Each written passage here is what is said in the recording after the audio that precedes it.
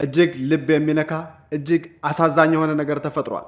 እነሆ በዛሬው ዕለት በኢትዮጵያ ኦርቶዶክስ ተዋሕዶ ቤተክርስቲያን እምነት ተከታዩ ዘንድ እመቤታችን የቅድስት ድንግል ማርያም ዓመታዊ ንግስ በዓል እንደሚከበር ይታወቃል።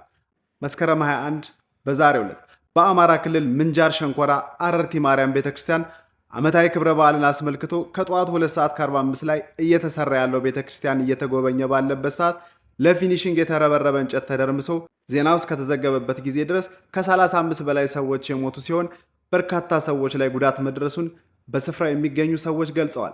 እስካሁን የተጎዱና የሞቱ ሰዎች በሰው ኃይል እየወጡ እንደሆነም እየተገለጸ ይገኛል። እዚህ ጉዳይ ላይ ሁሉም የመንግስት አካል ቀይ መስቀልን ጨምሮ ሁሉም ትብብር ያስፈልጋል ሲሉ ጥሪያቸውንም አቅርበዋል። ለተጎዱ ሰካሙን ሁሉ እመኛለሁ። ሕይወታቸውን ላጡ ሰዎችም ነፍሳቸውን በገነት ያደርግልን። እዚህ ጉዳይ ላይ የሚመለከታችሁ በአካባቢ የምትገኙ ሰዎች ማድረግ የምትችሉትንም እንድታደርጉ ከወዲሁ አሳስባለሁ። መልካም ቀን።